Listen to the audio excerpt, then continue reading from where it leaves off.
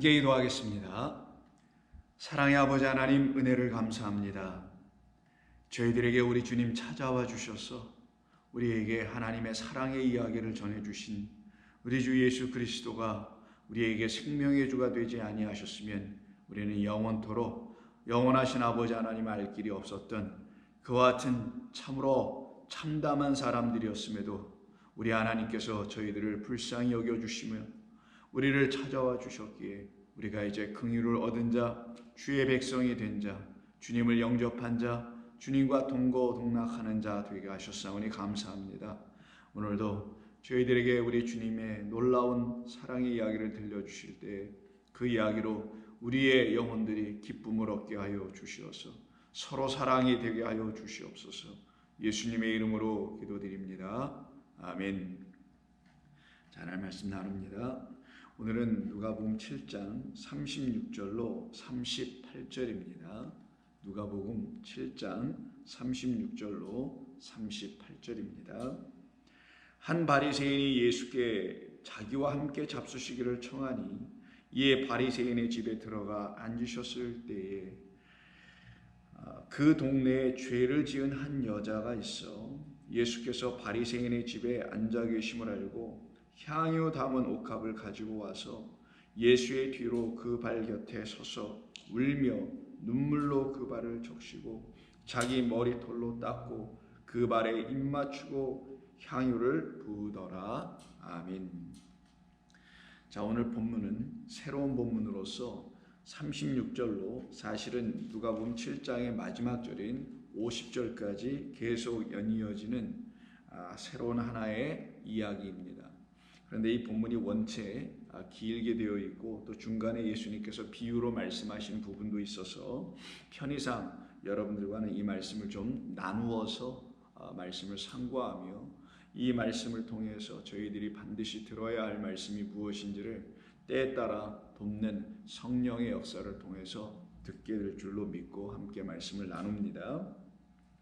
예수님께서 어느 날 한 바리새인, 그 사람의 이름이 시몬이라는 것을 본문 속에서 우리가 오늘 읽은 본문은 아니지만 그 다음 하반절인 40절에 보면은 그의 이름이 시몬이라고 합니다. 이 시몬이라는 이름을 갖고 있는, 근데 그는 바리새파 사람으로서 예수님과 함께 식사하기를 원하여 예수님을 자기의 집에 초대하게 됩니다. 그런데 이 예수님을 초대했던 이 바리새인 시몬은 예수님을 초대하기만 했고 그 이상의 것은 하지 않았어요. 참 이상하죠. 초대했으면 초대한 집주인은 집주인의 의무를 다 해야 하는데 그걸 제대로 행하지 못하고 있는 사람이었다는 것을 이 집에 마치 그 시몬이라는 바리새인이 볼 때는 불청객과도 같은 한 여인의 등장, 그리고 그 여인이 행한 일, 이 둘을 통하여 알 수가 있게 되죠. 그 바리새인은 예수님을 초대하여 함께 식사하는 것, 그래서 자기가 마치 큰 위대한 한 선생님을 알고 있는데, 그래서 내가 그 선생님과 가까운 친분을 갖고 있는데 내가 그분을 내 집으로 모셔서 내 주변에 있는 나의 지인들인 동일한 바리새인들이겠죠. 그 사람들에게 보여주고 과시하고 싶은 어떤 그런 마음이 있었던 사람이 아닌가 할 수 있는, 유추할 수 있는 것이 있는데 그것을 우리 근거로 알려주는 것이 40절, 41절에 있습니다.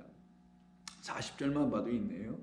예수께서 대답하여 이르시되 시몬아 내가 너에게 이를 말이 있다 하시니, 그가 예수님을 다음과 같이 부르는 이 말을 통해서 우리가 그 시몬이라는 바리새인이 예수님을 초대했던 그 이유가 드러나게 되는데, 뭐라고 예수님을 부르냐면 선생님 말씀하소서라고 하더라는 거예요. 바리새인들이 예수님을 선생님으로 이렇게 모시려고 하는 경우가 그렇게 많지가 않은데 이 바리새인 시몬은 예수님을 선생님으로 모시고 있다라는 것이에요. 그런데 예수님을 그리스도라는 선생님으로 모셨더라면은 큰 문제가 없었을 터이고, 지금 이 이야기 전체 속에서 일어나는 이 이상한 일이 나타나지 않았을 터인데, 이 시몬이라는 바리새인은 예수님을 그리스도라는 선생님으로 만난 게 아니라 당대에 있는 많은 랍비들 중에 좀 탁월해 보이고 유능해 보이고 지혜로워 보이고 율법을 해석하는 데 있어서 좀 특이하게 해석한다는, 그래서 뭔가 그에게서 좀 배워야겠다라는 차원으로 예수님을 자기 집에 초대하여는 자기 주변에 있는 사람들을 불러놓고 자기가 이와 같은 정도의 사람을 내가 알고 있어 라고 하고 과시하고 있는 모습을 이 선생이라는 말 속에서 우리가 알 수가 있게 됩니다. 그런데 그가 정작 예수님을 말씀드린 대로 하나님께서 보내신 하나님의 아들로 진리와 생명의 말씀을 전해주시는 그런 그리스도라는 선생님으로 만났더라면, 그가 예수님으로 하여금 시몬아 라고 하며 빚주는 자에게 빚진 자 둘이 있는데라는 이런 비유를 들을 이유도 없었을 것이며, 더 나아가서 45절 이하에서 시몬아 너는 내게 입맞추지 아니하였으되, 그는 이 여자는 내가 들어올 때부터 내 발에 입맞추기를 그치지 아니하였고, 너 시몬은 내 머리에 감람유도 붓지 아니하였으되 그 여자는 향유를 내 발에 부었느니라 라고 말씀해 주신 이런 이야기를 그가 굳이 책망 비슷한 말로 들어야 할 이유는 전혀 없었을 것 아니겠어요? 그러게 제가 말씀드리는 것은 이 36절부터 50절에 걸쳐서 이야기되고 있는 이 시몬 바리새인의 집에서 일어난 이 하나의 에피소드는 두 부류의 사람, 두 사람의 이야기를 가지고 우리에게 하나님께서 무엇을 말씀하시는지를 그리스도 예수님을 통하여 알려주시려고 한다는 것이죠. 바로 그 한 사람은 바리새인이었고 또 다른 한 사람은 죄인이라고 불려지고 있는, 그래서 37절에서 그 동네에서 죄를 지은 한 여자라고 낙인 찍히고 그런 딱지를 가지고 살아가고 있는 한 사람을 대조하여 그 죄인이라고 하는 그 여인은 오히려 죄사함을 받았다라는 48절의 선포가 이루어지게 되고요. 오히려 그 죄사함을 받은 사람을 누구라고 하냐면은 많은 사랑을 받은 사람이라고 47절에서도 말해주고 있습니다. 그와 반면에 이 바리새인은 빚진 것이 똑같이 있었음에도 불구하고 빚을 탕감을 제대로 받지 못하여 그 탕감받지 못한 자로서 사랑받지 못한 자, 탕감을 받았다는 건 은혜를 받고 긍휼을 얻고 사랑을 받은 거잖아요. 그것이 그에게 부족하거나 아예 없는 자로 이렇게 대조하여 말씀하고 있음을 우리가 볼 수 있습니다. 그래서 오늘 본문 안으로 들어가셔서 36절부터 38절을 다시 한번 살펴보시면은 다음과 같다라는 것을 여러분이 보시게 될 거고요. 이 가운데서 우리 주님이 정작 만나시려고 하셨던 그 사람은 바리새인이 아니었고 바로 이 여자라는 사실을 이 본문이 우리에게 알려주고 있는 것을 여러분은 발견하셔서 보실 수 있어야 하며 보시게 될 겁니다. 바리새인이 예수께 자기와 함께 잡수시기를 청하니 라고 할 때 이제 잡수시다라는 말은 파고로 사용하기 때문에 이 파고를 쓸 때는 반드시 단순히 식사하는 정도가 아니라 식사를 곁들여 그 선생님이라고 그가 스스로 예수님을 칭하여 불렀던 그리스도 예수님으로 말미암아 다른 차원의 식사를 반드시 해야 하는 것을 담고 있는 말이 이 파고입니다. 그래서 누가는 이 파고를 여기에 사용함으로써 바리새인이 정작 예수님을 만나 그와 함께 식사를 하는 과정에서 반드시 취하여 먹어야 될 그리스도로 말미암아 주님으로 말미암아 취하여 먹어야 될 양식이 있었음을, 그런데 안타깝게도 그것을 취하지 못하고 있는 자였음을 이 본문에서 36절에 잡수신다는 이 파고를 사용하여 말씀해 주고 있는 것이고요. 그래서 예수님께서 41절부터 비유로 말씀하신 이 비유가 정작 이 바리새인이 먹어야 할 양식이라는 것을 가르쳐 주기 위해서 파고라는 단어를 사용하고 있다는 걸 여러분 놓쳐서는 안 됩니다. 단순히 먹고 마시기 위해서 식사의 자리에 예수님이 초대되거나 그 바리새인 또한 그 자리에서 함께 동석하는 차원으로 있어서는 안 된다는 것을 알려주려고 누가는 이 바리새인이 예수님과 함께 먹는다라는 그 말에 파고라는 단어를 사용함으로써 그가 정작 먹어야 될 것은 하나님의 나라의 비유의 말씀을 통하여 그를 하나님께서 얼마나 사랑하시는지와 그러기에 그의 모든 죄가 어떻게 용서되고 탕감받는지에 대한 그 하늘 양식 먹는 것을 이가 놓쳐서는 아니 되는데, 이 바리새인이라는 사람들은 이걸 모두 다 놓치고 있다는 것을 의도적으로 더 분명하게 알려주고자 누가는 이와 같은 단어를 사용하여 지금 바리새인의 현재의 영적 상태를 보여주고 있음을 우리는 알 수가 있게 됩니다. 그래서 이 바리새인의 집에 예수님이 들어가셔서 앉으셨을 때에, 그때 그 동네에 죄를 지은 한 여자가 있어 예수께서 그 바리새인의 집에 앉아 계심을 알고 향유 담은 옥합을 가지고 와서 예수의 뒤로 그 발 곁에 서서 울며 눈물로 그 발을 적시고 자기 머리털로 닦고 그 발에 입 맞추고 향유를 부었다라고 말씀을 합니다. 자, 이 37절과 38절에서 이 죄인이라 한 여자가 했던 이 모든 일은 사실은 누가 반드시 했어야만 하냐면, 그렇죠, 여러분 아시다시피 예수님을 초대한 이 바리새인이 이 집의 실제적 주인 아닙니까? 실소유주는 이 사람이잖아요. 그럼 이 주인이 손님을 맞이할 때는 반드시 유대 문화상 반드시 그 손님에게 이러한 환대를 반드시 베풀어야 되는 것이 마땅한 것이거든요. 그런데 그 주인인 시몬은 이 일을 하지 아니하고 이 집의 불청객인, 주인도 아니고 또한 더 나아가서 손님도 물론 아닌, 그런데 그가 초대하지도 않고 초청하지도 않은 그 한 죄인이라는 딱지를 갖고 살아가고 있는 그 동네의 한 여자가 오히려 이 일을 하고 있더라는 거예요. 집주인이 해야 할 일을 그 예수님을 초대한 자기의 집에 모신 그 집주인인 시몬이 예수님에게 그렇게 했어야 되는데 그렇게 하지 아니하고 오히려 그 집의 주인이 아닌 다른 사람인, 그 더 나가서 죄인이라고 지금 사람들의 입에서 회자되고 있는 이 한 여자가 이 일을 하고 있다는 거예요. 그러면 여기서 한번 생각해 보죠. 예수님을 초대한 사람은 시몬이었고 그 집에 계신 건 분명히 맞아요. 겉으로 보여지는 건물이라는 집, 그리고 겉으로 보여지는 어떤 한 사람이라는 시몬이 분명히 초대한 거 맞습니다. 그러나 그 집과는 상관이 없고 그 집의 주인도 아닌 다른 한 여자인 죄인이 오히려 예수님에게 그 집주인이 해야 할 모든 것을 하지 않을 때에 그 여자가 와서 하고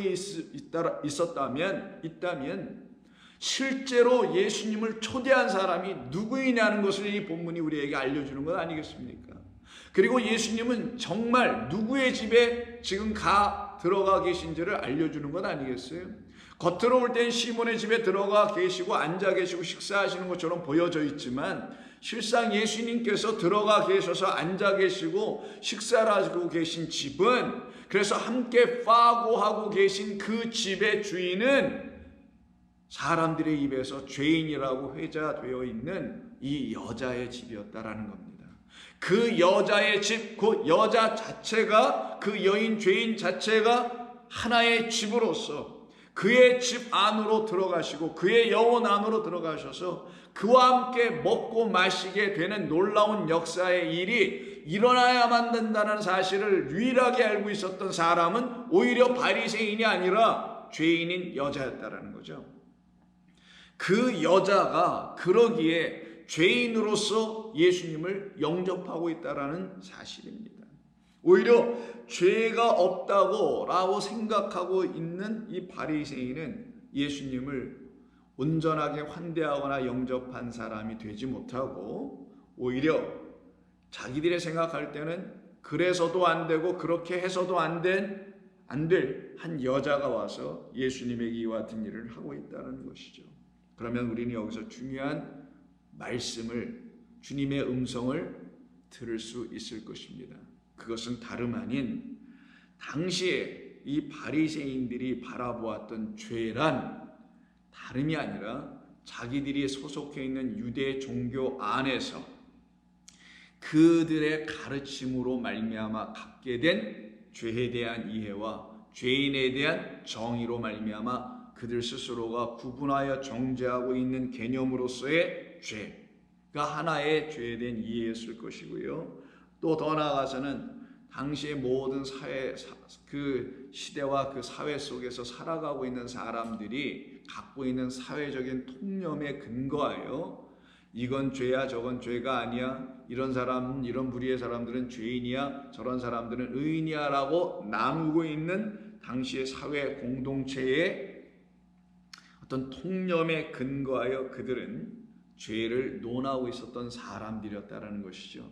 그러기에 바리새인, 바로 종교인의 입장에서 볼 때 유대교의 가르침을 철저하게 신봉하며 따르며 지키고 살아가서 그 유대교가 볼 때는 온전하고 완전하고 그래서 죄인이 아닌 사람, 사회적으로 볼 때 사람들에게 인정을 받고 그리고 더 나아가서 저 사람 아주 훌륭한 사람이야, 저 사람 참 많은 사람을 위해서 돕고 의인이야, 선한 사람이야 라고 하는 사회적인 통념과 그들의 가치 기준에 근거하여 바라보여졌을 때 전혀 죄인이 아닌 이 바리새인은 오히려 그들의 눈에서 보여질 때에 그들이 가르치고 있는 유대교의 가르침에서 벗어나 있거나 아니면 사회적인 통념에서 바라볼 때 비도덕적이고 부도덕적인 일을 하고 있는 한 사람을 놓고 그들은 죄인이라 칭하고 있었다라는 거예요.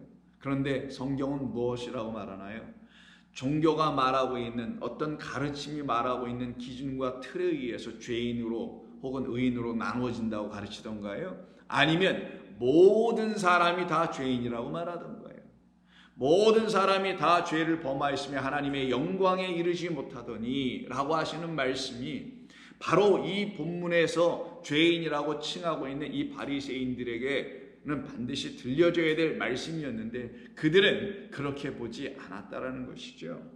바로 그렇게 보지 아니하는 바리새인들과 같은 사람들에 의해서 정죄를 당하고 있었던, 그래서 자기가 죄인인 걸 더 철저히 알게 되었던, 그렇게 하지 않아도 죄인인 것을 알고 있는데 그들의 도움을 통해서 오히려 자기 자신이 더 죄인이라는 사실을 확고부동하게 인정하고 깨닫게 되었던, 그러나 그들이 가르쳐준 유대 종교의 가르침, 지금으로 말하면 기독교의 가르침, 모든 종교들의 가르침에 의해서 죄인이 아니라 나면서부터 죄인이요, 하나님을 나면서부터 알지 못했기 때문에 죄인이요, 그리스도 예수를 믿지 아니하였기 때문에 죄인이요, 생명의 말씀으로 이 땅에 오신 그리스도의 말씀 안에 내가 거하지 못하였기 때문에 죄인이요, 그래서 그 생명과 영과 진리의 말씀이 내 안에 있지 아니함으로 죄인이요, 그것을 갖게 해주시기 위해서 내게 모든 죄를 탕감하여 주러 오신 그리스도 예수를 만나고 그를 영접하여 그를 깨달아 알기 전까지는 죄인이라는 사실에 근거한 그런 죄인들만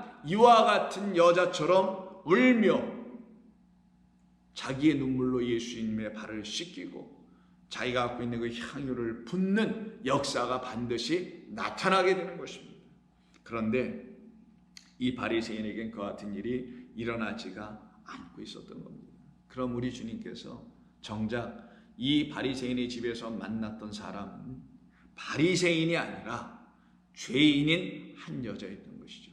우리 주님께서 하늘에서 이 땅으로 오셔서 만나시려고 했던 사람들은 바로 세리와 죄인으로 언급되고 있는 하나님의 백성들이 되어야 될, 그리고 자기 자신이 하나님의 의가 없다라는 사실을 알고 있는, 그래서 죄인임을 시인하고 자백한, 그러나 그들 모두에게는 십자가에 나타나 하나님의 또 다른 의인 그리스도로 말미암는 차별 없는 하나님의 은혜의 의를 모두 다 깨달아 그것을 선물로 받고 은혜로 받은 사람들에게만 우리 주님은 참된 생명의 주가 되셔서 그들에게 찾아오신 것이고, 그들에게 우리 주님은 영접되시는 거고, 그들의 집 안으로 들어가셔서 그들과 함께 하나님의 나라의 그 풍성한 말씀이라는 양식을 식탁에 둘러앉아 함께 실제적인 음식을 먹고 마시는 과정 속에서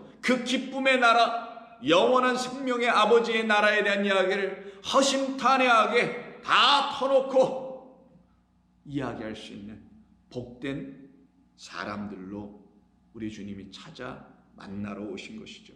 그 대상이 바로 저와 여러분이라는 사실을 이 본문을 통하여 깨달아 알게 해주시려고 하는 거죠. 그래서 바리새인은 아니고, 저 바리새인은 아니고 이 죄인이라는 게 누가복음 18장에 또 나오지 않습니까? 성전에서 두 사람 기도할 때 저 바리새인은 아니고 이 죄인만 옳다함을, 의롭다함을 인정받게 되는 하나님의 놀라운 이야기가, 사랑의 이야기, 긍휼의 이야기가 바로 이 바리새인의 집에서도 지금 역사되고 나타나고 있었던 것이죠. 그래서 그 여인은 지금 예수님께 나와 예수님에게 여러 가지 일들을 행하는 이 모든 일, 이게 손님을 맞이할 때 환대하며 물로 씻겨주고 향유를 그 머리에 얼굴에 다 발라주고 그래서 새 옷을 입혀주고 등등 하는 것이 있거든요. 그 일을 이 여인이 하니 정말 이 집의 주인은 바리새인이 아니라 예수님이 거하실 집의 주인은 바로 이 여자였으며 그 집되어 있는 여자의 집의 주인 또한 우리 주님이었다는 사실. 그래서 집주인과 같으리라 라는 말씀이 결국 이 여인에게 이루어지는 것이죠. 그것이 저와 여러분을 향한 하나님의 선하신 뜻이었고 거룩하신 뜻이었던 것이죠. 이것을 죄인들만 알게 되는 거예요. 하나님의 의를 구하는 자, 내게 그 하나님의 의가 없어서 내가 죄인인 걸 아는 자, 그래서 그 하나님의 의를 그리스도 예수님 안에서 다시 구하여 찾고 있는 자들만 이걸 아는 겁니다. 그들에게만 놀라운 은혜의 역사가 나타나게 되고 용서의 역사가 이루어지게 되며 풍성한 사랑의 이야기가 그들 가운데서 넘쳐 흘러나가므로 율법을 다 이룬 자들로 살아가게 되는 것입니다. 그러나 그 하나님의 사랑의 이야기로 이 땅에 보내심을 받고 오신 그리스도 예수님의 입에서 나오는 하나님의 긍휼의 이야기, 자비 이야기가 그 복음이 무엇인지를 듣기를 원치 아니하고 그에게서 어떤 지식, 어떤 또 다른 랍비적 해석 이런 것이나 들으려고 했던 이 바리새인에게는 그와 같은 은혜의 역사가 조금도 나타나지 못하고 있었던 것이죠. 그러나 우리 주님은 그 바리새인을 뭐라 하지 않습니다. 오히려 그 바리새인을 더 불쌍히 여기죠. 아직 하나님의 긍휼을 받지 못한 자이기 때문에 불쌍히 여긴 것이고 그 여인은 하나님의 긍휼을 받은 자였기 때문에 우리 주님이 그 여인에게 말씀하신 것은 이 말씀 한마디 48절 내 죄사함을 받았느니라. 그 말을 아직 듣지 못하고 있는 자가 바로 하나님의 긍휼을 아직 받지 못한 자 아니겠어요? 그래서 긍휼을 받지 못한 이 바리새인에게 비유로 말씀해 주심으로 너도 이제 이 여자처럼 긍휼을 받아 내 죄사함이 어떻게 주님에 의해서 다 사함받게 됐는지를 깨달아 알아야 함을 데나리온의 비유, 빚진 자의 비유를 통하여 다시 설명해 주셨던 것입니다. 그래서 우리 주님의 사랑의 이야기, 하나님의 의의 이야기는 결단코 차별이 있을 수가 없었던 것이죠. 그래서 로마서 3장 여러분 잘 아시는 20절 이하에서 뭐라고 합니까? 그러므로 율법의 행위로 그의 앞에 의롭다 하심을 얻을 육체가 없나니 라고 하는데 이 바리새인은 있다고 생각한 사람이었었죠. 그는 아주 율법이 말하였던 가장 중요한 이것을 놓치고 있었는데 그것이 바로 율법으로는 죄를 깨달을 뿐이라. 그런데 이들은 율법을 통하여 죄를 깨닫는 게 아니라 율법을 통하여 학식을 갖추고 율법을 통하여 다른 사람들이 갖지 못한 어떤 찬란한 화려한 지식을 추구하고 있었던 학식을 갖기를 원했던 사람들이었다는 걸 알게 됩니다. 그러나 이 여인과 같은 저와 여러분들은 율법을 통하여 율법을 읽으면 읽을수록 하나님의 말씀을 읽으면 읽을수록 죄를 깨달을 수밖에 없어서 결국 하나님의 긍휼을 구하고 자비를 구하여 제사를 추구하는 자들이 아니라 자비와 긍휼을 구하여 자기 안에 있는 죄가 하나님의 의로 말미암아 도말되기를 소망하는 사람들이겠죠. 이제는 율법 외에 하나님의 한 의가 나타났으니 율법과 선지자들에게 증거를 받은 것이라 곧 그리스도 예수를 믿음으로 말미암아 모든 믿는 자에게 미치는 하나님의 의다. 그런데 이 의는 차별이 없느니라. 그래서 오늘 본문에서 그 하나님의 의를 차별 없이 받게 되었던 죄인임을 고백하였던 그래서 죄인임을 부정하지 않았던 바리새인 왜 당신들 나를 놓고 죄인이라고 자꾸만 손가락질하는 거예요? 라고 그의 입을 열어 단 한마디도 자기를 방어하거나 보호하거나 변론하는 이야기조차 하지 아니한 그 자기를 죄인으로 시인하고 인정하고 고백했던 그와 같은 사람들만에게만 하나님의 의가 이루어지는 게 아니라 그 상태에 아직 이르지 못했으나 바로 그러기 때문에 정말 죄인으로 여전히 남아있는, 의인으로 넘어가지 못하고 죄인의 회중에 여전히 남아있는 이 바리새인들을 위하여 우리 주님이 오셨다는 사실입니다. 그 바리새인으로 살아갔던 사람들이 한때 우리였었고, 그 바리새인의 삶에서 이제 벗어나 이 여인의 삶으로 들어가게 하시기 위해서 우리 주님이 이 땅에 보내심을 받고 오셨으니, 하나님의 의가 차별이 없음과 마찬가지로 이 땅의 모든 사람들은 다 죄인임을 분명하게 말해주는 것이어서, 같은 3장의 10절에 의인은 없나니 하나도 없으며 깨닫는 자도 없고 하나님을 찾는 자도 없고 다 치우쳐 함께 무익하게 되고 선을 행하는 자도 없게 되었다라는 사실 앞에 우리는 무릎을 꿇고 맞습니다. 주님, 맞습니다. 저는 이 바리새인과 같은 그런 사람 맞습니다.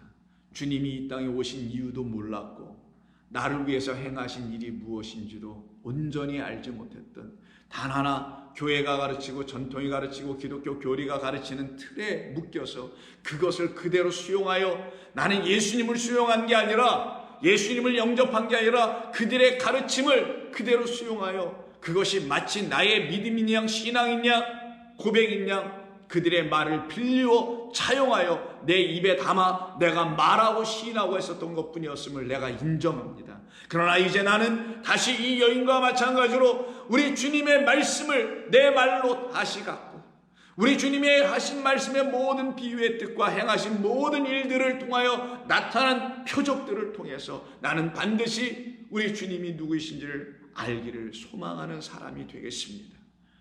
나를 불쌍히 여겨주셔서 그와 같은 나의 영혼 위에 당신의 영을 부어주셔서 온전히 주님을 날마다 새롭게, 그래서 아침마다 새롭게 주님을 알아가게 하여 주옵소서 라고 하는 사람들에게 하나님의 말씀은 더욱더 확장되며 펼쳐지며 들려지며 세워지며 완전케 되어갈 줄로 저는 확신합니다.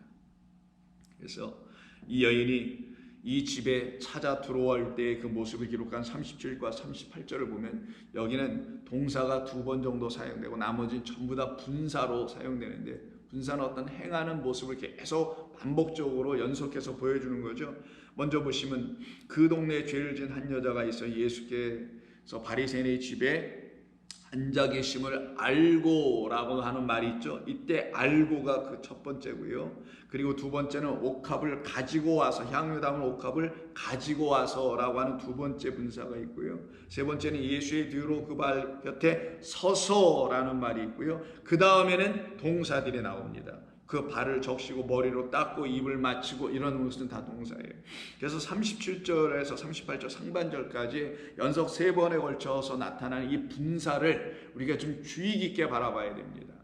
연속해서 분사를 계속 썼다라는 건 어떤 틀을 가지고 누가가 뭔가를 말하기 위해서 기록해 나가는 것이고요. 그것은 곧 이 향유 옥합을 들고 예수님에게 찾아왔던 이 여인의 그 마음의 상태가, 그의 영혼의 영적 상태가 어떤지를 이 3번의 연속된 과정과 절차와 발전의 과정의 이야기 속에서 누가는 그 여인의 마음을 들추어 그의 안에 있는 이야기를 들추어 우리에게 보여주려고 했던 의도가 담겨 있음을 이 본문을 헬라어로 읽어보면 금방 느낄 수가 있게 되기 때문에 여러분들에게도 그 부분을 소개해 드리려고 하는 것입니다.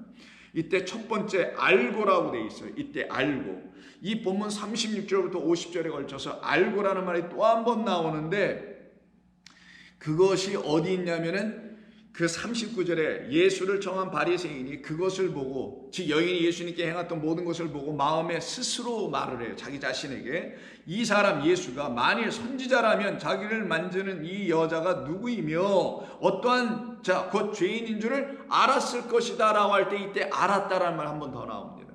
우리말로 볼 때는 여인이 알고 있다라는 안과 이 바리새인이 이 여인에 대해서 알고 있다라는 그 암과 서로 다를 수밖에 없겠죠.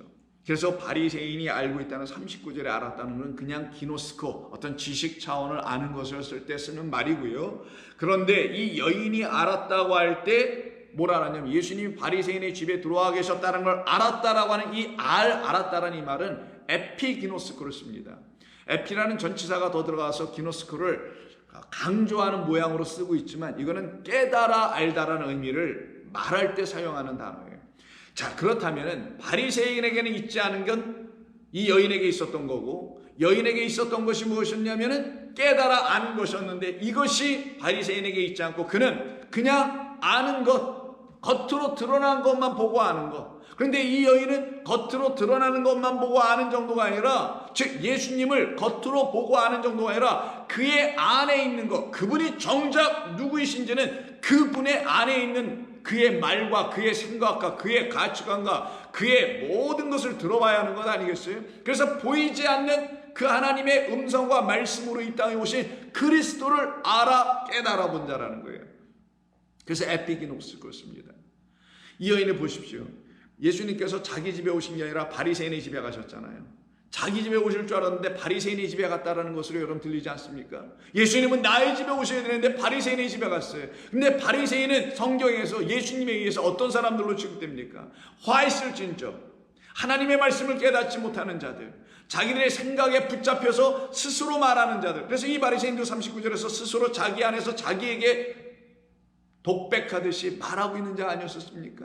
하나님과 주님 앞에서 말하지 못하고 우리 주님과 함께 대화하지 못하고 자기와 자기가 서로 대화하고 있는, 죽어있는 자기와 육신의 자기가 함께 대화하고 있는, 그래서 사망의 말만 가질 수밖에 없는 그의 집에 들어가 계신 것을 보고, 사실 우리 주님은 내 집에 오셔야 되는데 저 죄인이 아닌 나라는 죄인에게 오셔야 되는데 라고 하여 이 여인은 자기가 마치 그 집의 주인인 양 행사하고 있었던 겁니다. 그래서 바리새인 하지 못하고 이 여인이 이 집주인처럼 다 감당하고 있었던 모습을 이 본문이 우리에게 보여주고 있었던 것이죠. 그때 이 여인이 뭐라고 해요? 깨달아 알아봤다라는 거예요. 에피기노스가 했다는 거예요. 예수님이 지금 어디에 계신지를 알았다라는 거예요. 어디? 바리새인의 집. 근데 그 바리새인이 자기라는 걸 알았다라는 거예요. 성경이 말하는 그 바리새인, 하나님을 알지도 못하고 하나님을 인정도 못하고 하나님의 말씀이 무엇인지 모르고, 그래서 그것을 모르게 우리를 불쌍히 여셔서 보내주심을 받고 이 땅에 오신 그리스도 예수라는 그 시몬의 집에 지금 앉아 계신 그 예수님이 누군지도 모르고 있는, 그래서 한때 모두 바리새인과 같은 우리들, 한때는 이 세상의 틀에 묶이고 종교의 틀에 묶이고 그들의 가르침과 사회적인 통념에 의해서 정의당하고 규명당하고 있었던 그런 차원에서 죄인으로만 사람 생각하고 있었던 우리들에게 우리 주님 찾아오셔서, 아니다, 우리 하나님이 찾으시는 죄인은 그런 죄인이 아니에요. 우리 하나님께서 발견하시려고 하시는 사람들은 그런 사람들이 아니지. 그래서 한때 모두 바리새인과 같았던, 자기 자신을 바라봤던 이 여인이 바로 예수님에게 찾아가게 됐던 거예요. 그가 지금 어디에 계신지를 알았다라는 거죠. 깨달아 알았다라는 거예요. 그 예수님은 바로 바리새인 같은 나라는 사람 안에 계셔야 되고 나에게 찾아오셔야 된다는 것을 알았다라는 거예요. 그래서 그 여인은 자기 집이 아님에도 불구하고 그 바리새인의 집에 담대하게 찾아 들어간 겁니다. 누구만 바라보고 예수만 바라보고 그 예수님 앞으로 담대하게 나아가는 자, 긍휼을 얻기 위해서 나아가는 자, 바로 그와 같은 사람을 하나님께서 그를 세워서 하나님께 영광을 돌릴 수 있도록 그를 만들어 가시려고 우리 주님은 그에게 찾아 나아가시게 된 것이죠. 그러니 우리가 해야 될 건 딱 하나밖에 없어요. 히브리서 4장 15절 이하에서 말씀하는 것처럼 우리에게 있는 대제사장은 우리의 연약함을 동정하지 못하실 분이 아니라 늘 동정하시며 불쌍히 보시는 분이 아니시던가, 모든 일에 우리와 똑같이 시험을 받으신 이로되 죄는 없으시니라. 그러므로 우리는 긍휼하심을 받고 때를 따라 돕는 은혜를 얻기 위하여 은혜의 보좌 앞에 담대히 나아갈지어다. 이 여인처럼, 이 여인은 그렇게 했던 거죠. 자기 집이 아니고 자기를 죄인으로 정죄하고 있는 그 집에 수많은 바리새인들 있었지만 담대히 누구만 바라보려고 은혜의 보좌로 이 땅에 오신 그리스도 앞으로만 나갔던, 그래서 사실 진짜 우리 주님이 찾아오셨던 집은 바리새인의 집이 아니라 여인의 집이었고, 그 여인도 한때는 바리새인이었으며 그러나 그 바리새인처럼 살아갈 수밖에 없었던 죄인의 이름으로 살아갔을 때 이 여인은 이제 더 이상 죄인으로 살아가지 아니하고 내 죄가 사함을 받았느니라, 내 믿음이 너의 죄를 사하였느니라 라고 하는, 우리 주님만을 온전히, 하나님의 말씀만을 온전히 믿고 의지한 자들에게 주시는 하나님의 나라의 놀라운 축복의 말씀이 아닐 수가 없죠. 그래서 그 여인이 알고, 깨달아 알고는, 그리고는 어떻게 하냐, 옥합을 가지고 와서라고 합니다. 이때 가지고 오다라는 게 마치 carry 하는 것처럼 보여지죠. 물론 이 단어가 carry라고 번역을 할 수 있습니다만은 본래 더 많이 사용되는 것은 receive back, 아니면 그냥 receive예요. receive는 받는 거예요. carry는 가지고 가는 거죠. 들고 가고 뭐 이런 것이지만 receive는 뭘 받는 거잖아요. 근데 receive back입니다. 무슨 말이냐면 돌려받았다라는 거예요. 이 여인이 지금 향유옥합을 들고 간 것이라고 표현이 되어 있지만 그걸 어떻게 들고 갔냐를 설명해 주는 말이에요. 이 말은 어떻게 들고 갔냐, 돌려받았기 때문에 가져갔다라는 거예요. 이 여인은 알았다라는 거예요. 당신이 이 땅에 오신 것은 나에게 이 향유를, 당신 안에서 풍겨나오는 그 그리스도의 향기라는 말씀의 향기, 은혜의 향기, 생명의 향기, 나는 그걸 당신으로부터 이미 맡아서 받았습니다. 당신이 우리에게 하나님으로 말미암아 주시기로 약속되어 있는 그 하나님의 향기, 그 기름, 이것이 내게 이미 부어져 있음을 나는 압니다. 이걸 받아가지고 그것을 다시 예수님에게 돌려주고 있는, 왜? 당신이 이것에 대한 주인입니다. 이 향유의 주인은 당신입니다. 당신이 내게 그것을 주신 것이고, 그것을 주시기로 하신 영원한 아버지 하나님의 그 뜻대로 당신이 순종하여 이 땅에 오신 하나님의 아들이십니다. 그래서 여기서 그 말을 사용하는 거예요.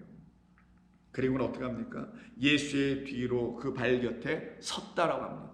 이때 서다가 그냥 단순히 서다라는 의미가 아니라 히스템이죠. 그러니 그 여인은 하나님의 성령으로 이 땅에 오신 그리스도 예수로 말미암아 온전히 세워진 자가 되는 것이죠. 그때 그 여인에게는 하나님께서 요구하시고 하나님께서 원하셨던 모든 하나님의 영적인 역사가 다 나타나 이루어지게 되는 것이죠. 그래서 오늘 이 말씀 안에서 우리가 반드시 들어야 될 것은, 겉으로 보기에는 바리새인의 집에 찾아가신 것 같으나 실상 우리 주님이 찾아가셨던 보이지 않는 집은 저와 여러분이라는 하나님의 영으로, 성령으로 말미암아 거룩한 주의 신부인 성전이 되어야 될 우리라는 집들로 찾아오신 것이며, 그와 같은 집들의 집주인인 우리, 그리고 그 집주인의 또 주인이신 그리스도, 바로 그래서 우리를 집주인과 같다라고 말씀해 주시는 바로 우리들 안으로, 우리라는 집으로, 당신의 처소로 우리 주님 찾아오셨을 때 우리가 주님을 바로 이와 같이 영접하고 있다는 사실을, 해야 한다는 사실을 우리는 이 본문을 통해서 분명히 깨달아 알 수 있어야 하는 것입니다. 그러나 말씀드린 대로 하나님의 의는 차별이 없으니 이 바리새인인 이 시몬에게도 하나님의 의의 말씀은 반드시 들려지므로 그가 그의 의의 말씀을 파고 다시 하늘의 양식으로 먹을 수 있는 기회를, 은혜를, 자비를 이 사람에게도 베풀어 주시는 하나님의 놀라운 사랑의 이야기, 한량없는 긍휼의 이야기, 자비 이야기는 온 세상을 향하여 차별이 없음을 우리는 반드시 알기에, 누구를 정죄할 수도, 또한 누구에 의해서 정죄당해서도 아니 될 사람들이 바로 하나님의 그 의로 말미암아 깨끗하여진 거룩한 주의 백성들의 반듯한 온전한 삶일 줄로 믿습니다. 기도하겠습니다. 하나님 고맙습니다. 오늘 저희들에게 들려주신 이 말씀의 뜻을 각 성도 한 분 한 분에게 주께서 들려주시길 원하시는 대로 모두 다 새롭게 각양각색으로 진리가 드러나도록, 그리스도 예수의 말씀을 통하여 생명의 하나님이 나타나도록 들려주실 줄로 믿습니다. 감사하며 예수님의 이름으로 기도드립니다. 아멘.